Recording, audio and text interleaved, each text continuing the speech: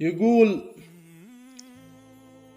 أشهد أنك لا إله إلا أنت رب العالمين، وجهك الباقي ودونك كل حاجة فانية، واشهد أنك منزل الفرقان بالروح الأمين، بالكتاب اللي يضم الرحمة الربانية، ثم أنذر به وبلغ به إمام المرسلين النبي اللي يريد الخير للإنسانية. فاسألك يا رب توفيقك لنا دنيا ودين، واستعيذك من غرور النزغة الشيطانية، فانت هادينا ومرشدنا إلى النور المبين، وانت كافينا إذا قد شحت الميزانية.